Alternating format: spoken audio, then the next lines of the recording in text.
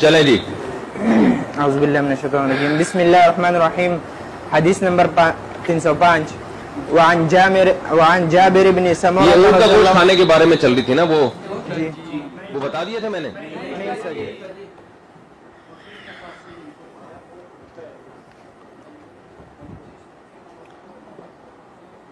یہ جو مسئلہ تھا نا مما مست النار، جس کو آگ نے پکایا ہوا، وہ تو بالاتفاق منسوخ ہے. اس کے دلائل تو آ گئے تھے نا کل. بسم اللہ الرحمن الرحیم. اونٹ کا جو گوشت ہے نا، اس کے بارے میں امام احمد ابن حنبل رحمہ اللہ تعالی کا مذہب یہ ہے کہ اونٹ کا گوشت کھانے سے وضو ٹوٹ جاتا ہے. صحیح ہے. اور امام شافعی کا بھی پہلے یہی مذہب تھا، بعد میں انہوں نے رجوع کیا اس سے. اور امام مالک اور امام ابو حنیفہ کے نزدیک اور امام شافعی کے بھی جدید قول کے مطابق اونٹ کا گوشت کھانے سے وضو نہیں ٹوٹتا. یہ تو اس بارے میں مذاہب تھے. ان کے دلائل کیا ہیں؟ ایک دلیل تو یہ آپ کی کتاب میں لکھی ہوئی ہے صحیح مسلم کی. عن جابر بن سمرہ رضی اللہ عنہ ان رجلا سأل رسول اللہ صلی اللہ علیہ وسلم نتوضأ من لحوم الغنم. کیا یا رسول اللہ ہم بکریوں کے گوشت سے وضو کریں؟ فرمایا ان شئت فتوضأ وان شئت فلا تتوضأ. آپ نے فرمایا مرضی ہے تمہاری. انہوں نے عرض کیا یا رسول اللہ نتوضأ من لحوم الابل، اونٹ کے گوشت سے ہم وضو کریں؟ فرمایا نعم توضأ من لحوم الابل. صحیح ہے نا. یہ حدیث کل ترجمہ ہو گیا تھا اس کا. تو یہ حدیث بھی امام احمد بن حنبل رحمہ اللہ تعالیٰ کا مستدل ہے. اس کے علاوہ بھی حدیث ہے حضرت براء ابن عازب رضی اللہ عنہ سے روایت ہے کہ رسول اللہ صلی اللہ علیہ وسلم سے لحوم ابل کے بارے میں پوچھا گیا تو آپ نے فرمایا توضؤ منہا، اس سے وضو کیا کرو. ٹھیک ہے.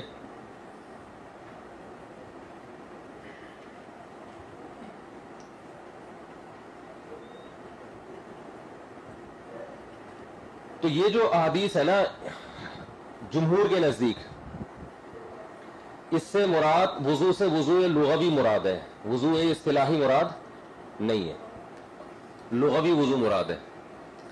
اس کی دلیل ہے سمرہ السوائی رضی اللہ تعالی عنہ سے روایت ہے کہ ہم نے نبی صلی اللہ علیہ وسلم سے پوچھا کہ هل نتوضأ من لحوم الابل والبانها، کیا ہم اونٹ کے گوشت اور اس کے دودھ سے وضو کریں؟ تو آپ نے فرمایا ہاں. حالانکہ اونٹ کے دودھ سے وضو کا کوئی بھی قائل نہیں ہے کہ دودھ پینے سے بھی وضو ہوتا ہے. تو اس سے پتہ چلتا ہے کہ یہاں وضو سے مراد دھونا ہے، یعنی جب اونٹ کا گوشت کھاؤ تو ہاتھ دھو اور اونٹ کا دودھ پیو تو کلی کرو. سمجھ رہے ہو؟ تو یہ روایت اس کی واضح علامت ہے کہ اونٹ کے گوشت سے جو آپ صلی اللہ علیہ وسلم نے وضو کا حکم دیا اس سے وضو اصطلاحی نہیں بلکہ وضو لغوی مراد ہے. چلیں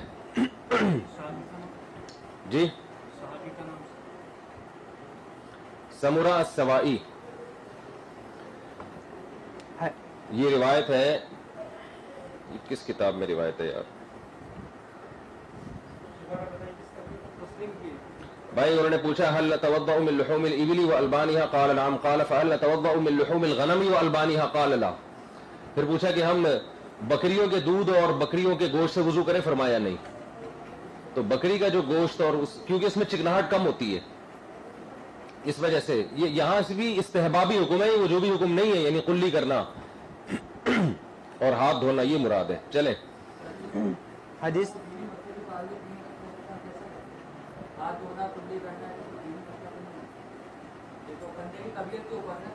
بندے کی طبیعت نہیں، نبی صلی اللہ علیہ وسلم نے صفائی کا حکم دیا ہے نا. کیوں؟ نبی صلی اللہ علیہ وسلم نے نظافت کے حکام بیان نہیں کیے؟ نہیں، خود بھی کر سکتا نہیں ہے نا. جب تک کسی قوم کو صفائی نہ سکھائی جائے قومیں کہاں سیکھتی ہیں؟ تو نبی صلی اللہ علیہ وسلم نے آگے بھی حدیث میں آ رہا ہے کہ آپ نے دودھ پیا اور کلی کی اور پھر کلی کرنے کی وجہ بیان کی آپ نے. یہ جو مسواک ہے یہ تو نظافت سے تعلق ہے نا، اس کا طہارت سے تھوڑی ہے. چلیں حدیث نمبر 306. طہارت کا اطلاق ویسے نظافت کے معنی میں بھی ہوتا ہے. چلیں حدیث نمبر 306. وعن ابی ہریرہ رضی اللہ عنہ قال قال رسول اللہ صلی اللہ علیہ وسلم اذا وجد احدكم في بطنه شيئا فاشكل عليه اخرج منه شيء ام لا فلا يخرجن من المسجد حتى يسمع صوتا او يجد ريحا. حضرت ابو ہریرہ سے روایت ہے رسول اللہ صلی اللہ علیہ وسلم نے فرمایا جب تم میں کوئی شخص اپنے پیٹ میں کچھ محسوس کرے اور اس پر معاملہ مشتبہ ہو جائے کہ کیا اس سے کچھ نکلا ہے یا نہیں تو وہ ہرگز مسجد سے نہ نکلے جب تک کہ آواز نہ سن لے یا ریح نہ پالے، بدبو محسوس نہ کر لے. تو یہ اس کے بارے میں ہے جس کو شک ہو، جس کو ہوا کے نکلنے کا یقین ہو، اس کے بارے میں نہیں ہے. پھر بدبو سونگنا یا جو ہے وہ آواز سننا یہ ضروری نہیں ہے. چلیں حدیث نمبر 307. وعن عبد الله بن عباس رضي الله عنهما قال إن رسول الله صلى الله عليه وسلم شرب لبنا فمزمز وقال إن له دسما متفق عليه. حضرت عبداللہ بن عباس سے روایت ہے کہ آپ صلی اللہ علیہ وسلم نے دودھ پیا پھر قلی کی اور فرمایا اس میں چکناہٹ ہے، اس لیے آپ نے قلی کی. حدیث نمبر 308. وعن بريدة رضي الله عنه بريدة رضي الله عنه أن النبي صلى الله عليه وسلم صلى الصلوات يوم الفتح بوضوء واحد ومسح على خفيه فقال له عمر لقد صنعت اليوم شيئا لم تكن تصنعه فقال عمدا صنعته یا عمر. یار پہلے مطالعہ کر لیا کرو میرے بھائی، تجربے کی بھینٹ نہ چڑھاؤ نا، طلبہ کا بھی وقت قیمتی ہے. آپ نے دیکھا نہیں تھا یہ پہلے؟ عمدن صنعته یا عمر. حضرت بریدہ رضی اللہ عنہ سے روایت ہے رسول اللہ صلی اللہ علیہ وسلم نے فتح مکہ کے دن ایک وضو سے ساری نمازیں پڑھی اور خفین پر مسح بھی کیا. جتنی بھی حدیثیں ہیں ادھر توجہ، موزوں پر مسح کے بارے میں اس میں صرف ایک روایت میں جورب آتا ہے، جو صحیح روایتیں ان میں خفین آتا ہے. اور خف کہتے ہیں وہ موزے جو جوتوں کے بغیر پہن کے لوگ چلتے تھے، جو جوتوں کے قائم مقام ہوتے تھے. اور جس روایت میں جورب آیا ہے اس میں بھی جورب سے مراد خفین ہی ہے، کیونکہ کثیر روایات میں جو لفظ آیا تو جورب کو اس پہ محمول کیا جائے گا. یہ جو ہمارے اہل حدیث حضرات نے عام موزوں پہ مسح کی اجازت دی ہے یہ بہت کمزور مذہب ہے. اور قرآن میں پاؤں کے دھونے کا حکم ہے، اس دھونے کے حکم کو ایک کمزور دلیل کی بیس پہ چھوڑا نہیں جا سکتا. بھائی نماز کا رکن ہے نا یہ. تو خفین کے بارے میں حدیثیں مضبوط ہیں، جوربین کے بارے میں مضبوط نہیں ہے، اور اگر مضبوط مان لی جائے تو قابل تعویل ہے. جورب خف کو بھی کہا جاتا ہے.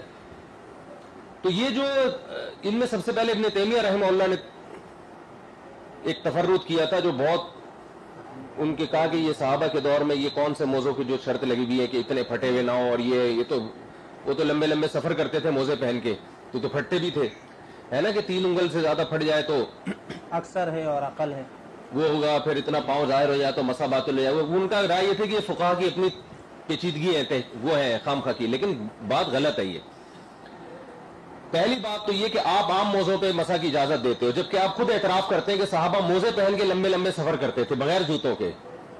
اس سے پتہ چلتا ہے کہ جن موزوں پہ مسا کا حکم دیا جا رہا تھا یہ وہ موزے تھے جو نبی کے دور میں رائج تھے، اور یہ وہ موزے تھے جو جوتوں کے قائم مقام تھے.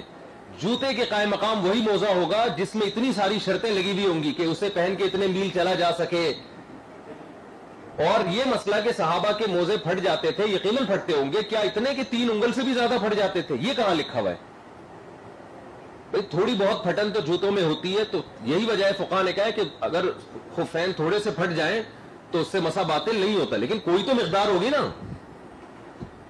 تو اس میں یہ تو نہیں کہ آدھا ہی موزہ پھٹا ہوا ہے تو موزہ ہی نہیں ہے پھر وہ. تو خفین جو ہے حدیث میں خفین کا تذکرہ ہے، اور جورب بمانا خف ہے. تو اصل اس میں دلیل جمہور کی یہ ہے کہ قرآن میں پاؤں کے دھونے کا حکم ہے، اور اس حکم کو کمزور دلیل کی بیس پہ چھوڑا نہیں جائے گا، کیونکہ وضو کا تعلق نماز سے، نماز بہت اہم چیز ہے. تو یہ جو کہتے ہیں نا کہ یہ البانی رحمہ اللہ نے لکھا ہے کہ ضرورت ہے، ضرورت کی وجہ سے موزوں پر مسح کا حکم دیا گیا، تو ضرورت تو ان موزوں میں بھی ہے. بھائی ضرورت ان موزوں میں اس لیے نہیں ہے کہ یہ پہن کے بھی پاؤں دھو سکتے ہو، آپ پورے گیلے ہو جائیں گے اندر سے آپ کے. اور یہ مسئلہ کہ اس میں حرج ہے، تو حرج کیا ہے؟ گیلے پاؤں سے، گیلے موزوں سے نماز پڑھو گے، اس حرج کو شریعت نے حرج نہیں مانا ہے. حرج وہ ہوتا ہے جس کو شریعت حرج مانتی ہے. آپ پورے گیلے کپڑے پہن کے بھی نماز پڑھ سکتے ہو، شریعت میں اس کو حرج نہیں مانا گیا. سمجھتے ہو؟ تو اس لیے یہ جو ایک مضبوط مذہب ہے خفین پر مسح کا، اس کو صرف یہ اتنی کمزور دلیل کی بیس پہ عرب میں سب نے وہی شروع کر دیا ہے. امام لوگوں نے پاؤں دھونے ہی چھوڑ دیے. اور وہ سارے موزوں پہ بس ایسے یوں کیا مسا کیا اور کھڑے ہو گئے, نماز پڑھا لی. بھائی یہ موزوں پہ تو پہن کے آپ پاؤں, بھائی موزوں کا اتارنا کیوں ضروری نہیں ہے؟ اس لیے کہ ان کو پہنے آپ پورے پاؤں گیلے نہیں کر سکتے, تو اسلام نے اجازت دے دی کہ آپ موزے پہ ہی مسا کر لیں. یہ موزے تو ایسے ہیں کہ یہ تو آپ نلکے کے نیچے آپ پاؤں رکھو تو موزے سمیت پورا پاؤں دھل جائے گا آپ کا, تو اس کو اتارنا کیوں واجب نہیں ہوگا؟ اور اگر اس کو پہن کے ہی آپ ہے تو پھر یہ یعنی اس کو دھونا پھر لازم ہے. چلیں یہ مسئلہ آگے آئے گا تفصیل سے, تو وہاں انشاءاللہ اس کی نہیں, بالکل جائز نہیں ہے. اگر کسی امام کے بارے میں آپ کو یقین ہے کہ اس نے عام موضوع پہ مسا کیا اور نماز پڑھا رہا ہے تو نماز نہیں ہوگی. آج کل کے جو تفردات چل رہے ہیں نا متجددین کے, جنہوں نے فقہاء کے اتباع کو بالکل چھوڑ دیا ہے, ان کے تفردات کو اگر آپ بنیاد بنا کے گنجائشیں پیدا کرنا شروع کرو, اسلام کا بیڑا غرق ہو جائے گا. یہ موزے تو ہر آدمی نے پہنے ہوئے ہوتے ہیں آفس جاتے ہوئے, تو آدھا وضو ہی مارکیٹ سے غائب ہو گیا ہے. ٹھیک ہے نا, جو پاؤں دھونے والا بھائی یوں کیا نماز پڑھا دی. نہیں کوئی نہیں, وہ خطرات تو نہیں ہے, کوئی مشکل نہیں ہوتی. یہ موزے اتارنا کیا مشکل ہے, کتنا ٹائم لگتا ہے, بلکہ اتارے بغیر ان کو پاؤں دھل سکتے ہیں. اصل بات تو یہ ہے کہ ان میں تو اتنا سا بھی حرج نہیں ہے کہ ان کا پہننا نہ پہننا تقریباً برابر ہے. اس کو تو پہنے آپ وضو کر لو. وہ موزے جو جوتوں کے قائم مقام ہوتے ہیں جو صحابہ کے دور میں. اور دوسری بات, عبادات میں عقل نہیں چلتی ہے. جو عبادات سے جن چیزوں کا تعلق ہے نا وہ توقیفی ہوتی ہیں, تو موزے وہ موزے ہوں گے جو صحابہ کے دور میں رائج تھے. اب مثال کے طور پر ایک آدمی ٹیشو پیپر اپنے پاؤں پہ پہن کے ربڑ سے باندھ لیتا ہے, تو کیا اس میں مسا جائز ہوگا؟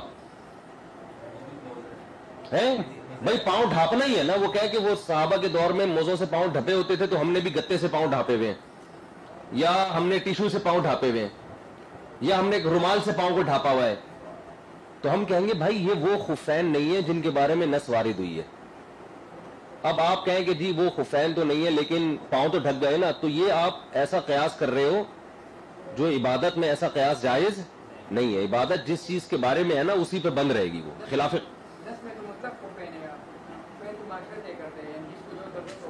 بھائی مطلق خفین ہے تو مطلق سے مراد فرد کامل ہے. وہ فرد کامل جو صحابہ کے دور میں تھا اس کو خفین کہا جاتا تھا. آج اگر آپ ڈھیلے کو آپ وہ کہنا گڑ کہنا شروع کر دو تو کھانا جائز تھوڑی ہو جائے گا. وہ کہ آپ اس دور کا ڈھیلا یہ تھا, اس دور کا ڈھیلا یہ ہے.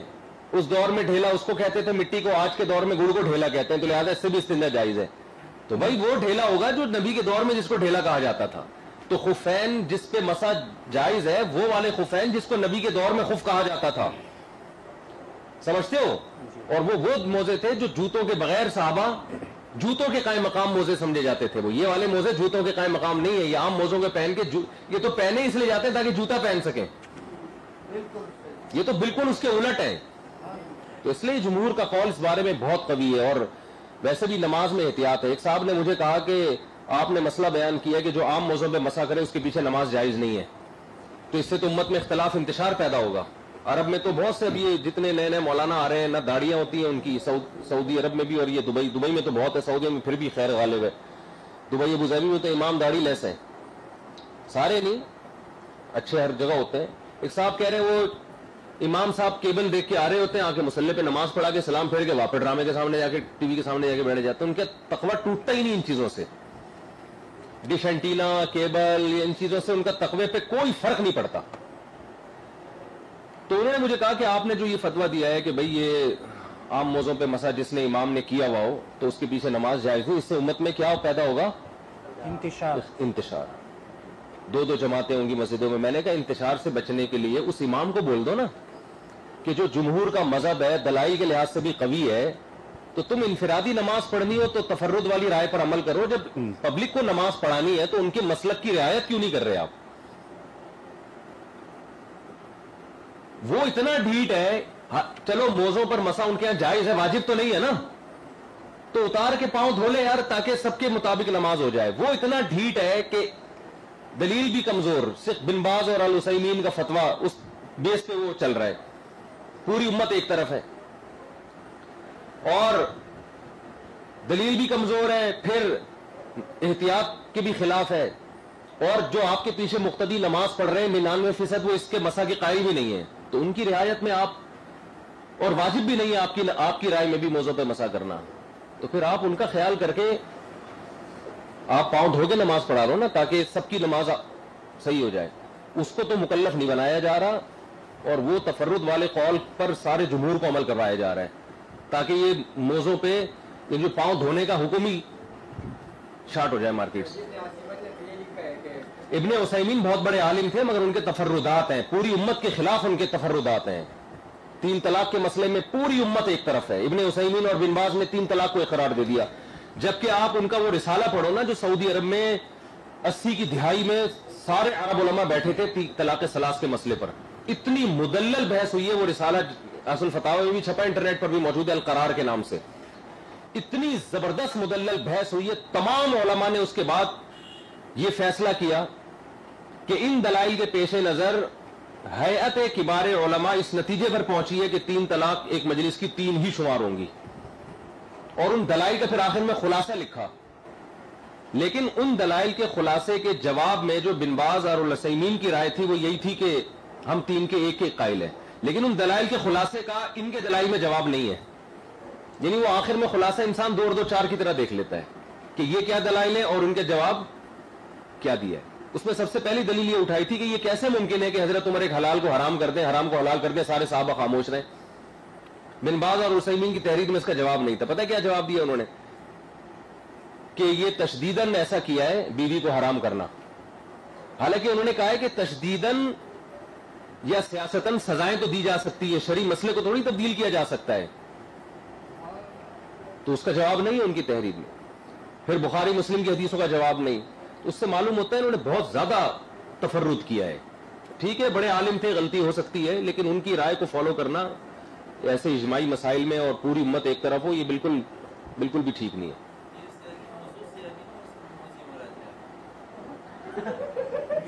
کہہ رہے موضوع سے کون سا جو مثال دی جو حکمن خفین کے معنی میں ہو, یہ جو عام موزے لوگوں نے پہنے ہوئے ہوتے ہیں نا, باریک سے موزے. آپ نے مثال یہ دی کہ صحابہ بغیر چپل کے چلتے تھے, آج تو ہم چپل پہن کے اس کو استعمال, تو یہ سمجھے شاید یہ بھی آج کل.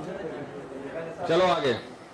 بسم اللہ الرحمن الرحیم. حدیث نمبر 309 وعن سوید بن نعمان رضی اللہ عنہ. العثیمین رحمہ اللہ تعالی جو تھے, ان کے چند تفردات ہیں, بن باز اور عثیمین دونوں کے ہیں. اس میں طلاق ثلاث کے مسئلے میں, اور ایک مسئلہ یہ ہے کہ اگر کسی نے قسم اٹھائی نا کہ ان دخلت الدار فانتی طالقۃ, تو ان کی رائے ہے کہ یہ یمین ہے, قسم کا کفارہ ادا کر لے. یہ بھی اجماع امت کے خلاف ہے, اور یہ خود سعودی عرب کے علماء کی ایک اجلاس ہوا تھا, انہوں نے بھی اس مسئلے پر رد کیا. لیکن چونکہ یہ مفتی اعظم تھے تو فتویٰ انہی کا مشہور ہوا ہے. خود سعودیہ ہی کے آپ بن باز کے بارے میں ان کے استاذ کے فتاوی پڑھو. طلاق ثلاث کے مسئلے میں نے نیٹ سے نکالے تھے, جو شیخ بن باز کے استاذ تھے, نام ابھی ذہن سے نکل گیا. سعودی عربی کے پہلے مفتی اعظم وہ تھے بن باز سے پہلے. کسی نے بن باز سے فتویٰ لیا طلاق ثلاث کے بارے میں, تو ان کے استاذ نے جواب لکھا کہ بن باز کی رائے اس بارے میں بالکل غلط ہے, فتویٰ لینا جائز نہیں ہے طلاق ثلاث کے مسئلے میں. سمجھتے ہو؟ یہ میں نے نیٹ سے بہت ساری چیزیں نکالی تھی, پتہ نہیں کدھر مارکیٹ سے شارٹ ہو گئی ہیں, لیکن دوبارہ نکل سکتی ہیں. سمجھتے ہو؟ یہ شیخ صالح العثیمین نے ایک فتویٰ دیا. میں یہ عدالتی خلا کے بارے میں بحث کر رہا تھا. تو سعودی عرب کا لا یہ ہے کہ اگر کوئی عورت عدالت پہنچتی ہے کہ بھئی مجھے میرا میاں پسند نہیں ہے, اور کوئی معقول وجہ بیان کر دے ناپسندیدگی کی, تو عدالت جبری طلاق دلواتی ہے شوہر سے. تو اس ناپسندیدگی میں یہ بھی ہے کہ نماز نہیں پڑھتا.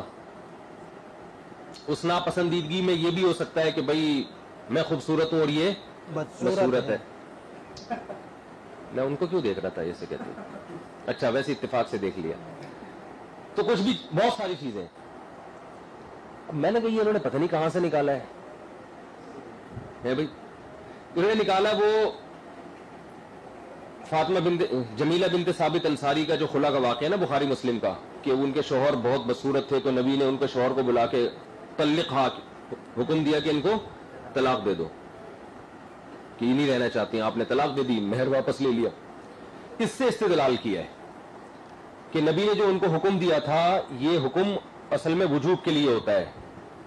تو قاضی کو یہ حق حاصل ہے کہ اگر کوئی معقول بیس پہ عورت شوہر کو پسند نہیں کر رہی تو قاضی اس کو جبر کرے گا, اور وہ پھر حالانکہ پوری امت کا اجماع ہے کہ یہاں نبی صلی اللہ علیہ وسلم کا جو حکم تھا یہ مشورے کے طور پہ تھا, یہ جبرن نہیں تھا, بولے نا نہیں تھا.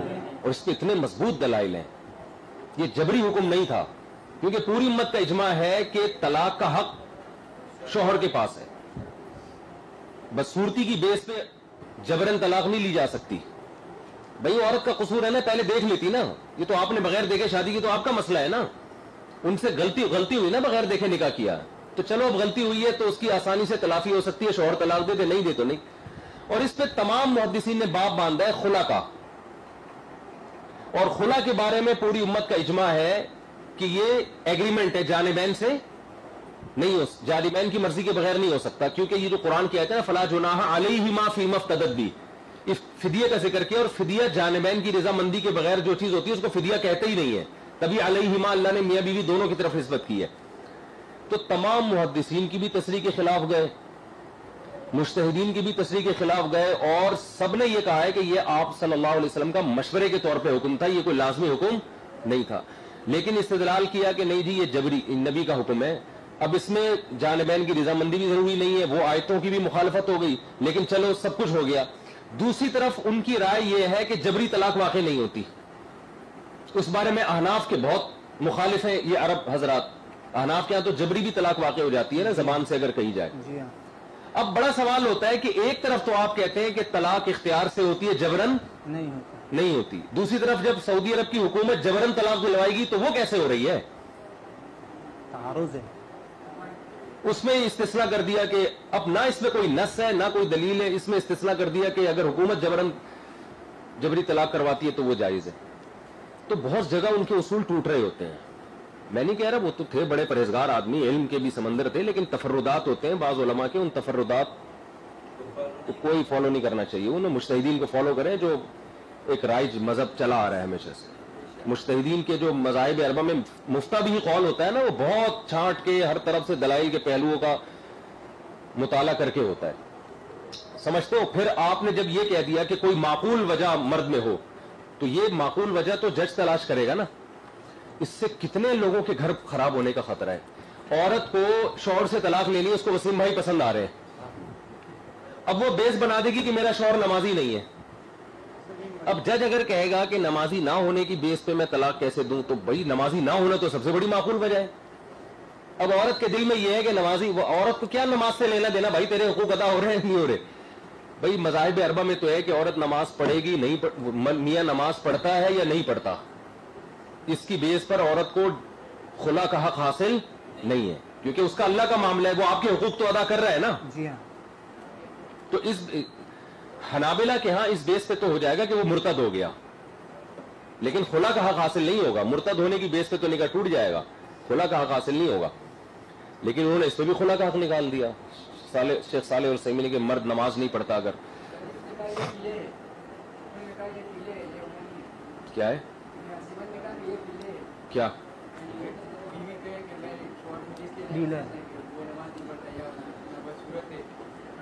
تو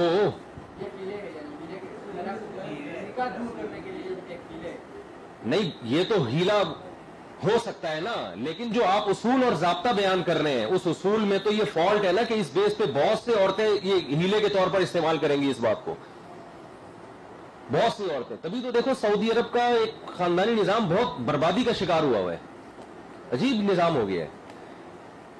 تو عجیب ہی یعنی افراتفری سے مچی ہوئی ہے وہاں پہ سعودی عرب میں, وہ بات نہیں رہی ہے جو پہلے تھی. اب میں آپ کو بتاؤں, فیملی سسٹم اگر کسی قوم کا سب سے مضبوط ہے تو پٹھانوں کا ہے. حقیقت بتا رہا ہوں آپ کو میں, پٹھانوں کا ہے, کیونکہ وہ نہیں مانتے ان فضولیات کو. یعنی فضول سے میری جو ہمارا عدالتی قانون چل رہا ہے اس کو نہیں مانتے وہ. ان کے آئے بھائی لڑکی رخصت ہو گئے گئی ہے, ڈولی آئی ہے, جنازے کی کھٹولی جائے گی, بس وہ نہیں مانتے. اور پھر گھر بستے بھی ہیں آرام. ہاں اس میں بہت سے ظالم بھی ہوتے ہیں, تو جہاں ظلم بے انتہا ہوگا وہاں پھر عدالت کو حق حاصل ہے, لیکن اس کے کچھ وہ ہے, اس میں ظلم ہو, بیسک چیزیں نہ ہو, نفقہ نہ دے رہا ہو, بے تحاشا مارتا پیٹتا ہو, تو اس بیس پہ تو عدالت کو خلا کا حق یعنی عورت کو حق حاصل ہے. وہ بھی فقہ حنفی کی بیس پہ ہوگا. فقہ حنفی میں جبری طلاق واقع ہو جاتی ہے. چلو حدیث نمبر 309 وعن سوید بن النعمان رضی اللہ عنہ أنه خرج مع رسول الله صلى الله عليه وسلم عام خيبر حتى إذا كانوا بالصحباء. لیکن یہ بات یاد رکھو، یہ جو بن باز اور العثیمین تھے نا، ان کی خیر بہت غالب ہے. ہمارے لوگ بھی بعض دفعہ غلو کرتے ہیں کسی مسئلے میں، جب اختلاف ہوتا ہے نا. میں نے دیکھا ہندوستان کے بعض علماء نے بہت سخت بن باز اور العثیمین کے بارے میں بہت ہی نازیبہ الفاظ لکھے ہیں. یہ بالکل غلط ہے، اس لیے کہ سعودی عرب میں آج جو کچھ آپ کو خیر نظر آ رہی ہے نا، اس میں ان دو بزرگوں کا بہت بڑا دخل ہے. چند تفردات کی بیس پہ کسی کی توہین کرنا یا اس کو گمراہ قرار دینا یہ کسی طرح سے بھی جائز نہیں ہے. تو انہوں نے بدعات کا خاتمہ کیا، تصوف میں جو غلط چیزیں اور یہ سب چیزیں، اور عقیدہ کی حفاظت اور تقوی للہیت. ورنہ سعودی عرب جیسے ملک میں تو آپ کو پتہ اتنا اسلام دشمن لوگوں کی نظریں، وہاں تو یہ پروفیسر ٹائپ کے لوگ آ جاتے ہیں جو داڑھی کا بھی انکار کر دیتے، موسیقی گانے بجانے بھی حلال، اور یہ ساری چیزیں سعودی عرب میں بہت چیزیں پھیلتی ہیں. اگر یہ اس طرح کے علماء رکاوٹ، قبر پرستی بہت آ جاتی ہے سعودی عرب میں. تو ان کی خیر جو ہے نا بہت غالب تھی ان لوگوں میں. چند تفردات کی بیس پہ یہ نہیں، کسی کو آپ وہ نہیں کہہ سکتے. لیکن یہ میں نے اس لیے رد کیا ان حضرات کے اوپر، میری کیا اوقات، علماء ہی رد کرتے ہیں کہ ان کے تقوی، ان کے دینداری اور اس بیس سے ایسا متاثر نہ ہو کہ ان کے تفردات بھی آپ قبول کرنا شروع کر دیں. ہاں، عدالتی نظام سعودی عرب کا بہت خاندانی نظام ہے. پوری دنیا میں سب سے اچھا عدالتی نظام آج بھی سعودی عرب کا ہے، اگر کمپیئر کریں آپ دوسرے دنیا سے. چلے آگے. حدیث نمبر 309 وعن سوید بن نعمان. دوسرا، یہ لوگ فقہ حنفی یا دوسرے فقہ کے بارے میں متعصب نہیں تھے. یہ جو آج کل کے سلفی آئے ہوئے ہیں نا، صبح شام برا بلا کہہ رہے ہوتے ہیں، یہ لوگ ایسے نہیں تھے. میں نے خود شیخ صالح العثیمین کا فتویٰ سنا بغیر ولی کے نکاح کی اجازت کے بارے میں. تو انہوں نے کہا کہ چند کنڈیشن ایسی ہیں جس میں فقہ حنفی پہ ہم فتویٰ دیتے ہیں. یہ ان کی میں نے خود آڈیو سنی. اور انہوں نے کہا کہ ولی کی اجازت کے بغیر نکاح کے مسئلے میں جو امام حنیفہ کی رائے ہے وہ ایک ایسی رائے ہے جس پر ایک امت بہت طویل عرصے سے عمل کرتی رہی ہے، لہذا اس رائے کو کالعدم قرار نہیں دیا جائے گا. سمجھتے ہو؟ تو اس رائے کو کالعدم نہیں، تو ضرورت کے موقع پر اس پر عمل کیا جائے گا.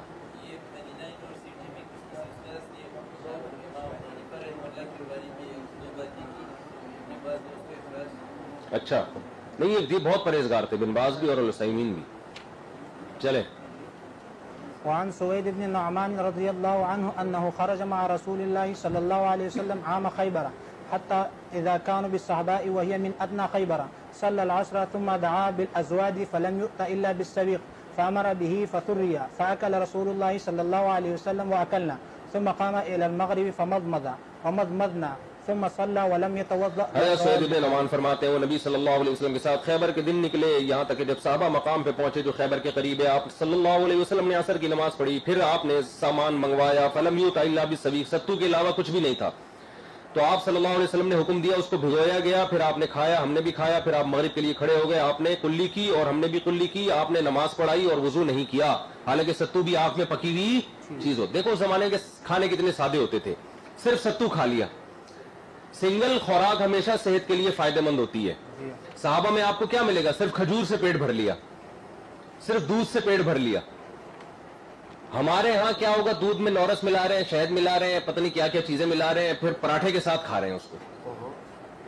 اور پھر بریانی آ رہی ہے، بریانی میں 10 مسالے، پھر چاول، پھر یہ اور پھر وہ، اور مرکب عجیب سی چیز. آپ کو ایک سنگل چیزیں ملیں گی، یہ صحت کے لیے بہت ہی خاندانی ہوتی ہے سنگل چیز.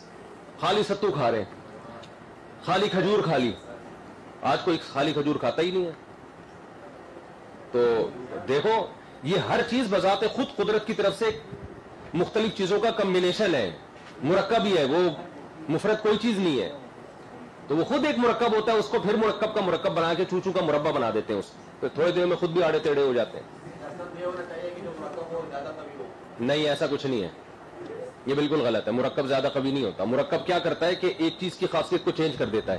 صحیح بات. اس کی اصل اوریجنل اس پہ نہیں رہنے دیتا. کیمیکل جیسے پروسیس ہے، کیمیکل.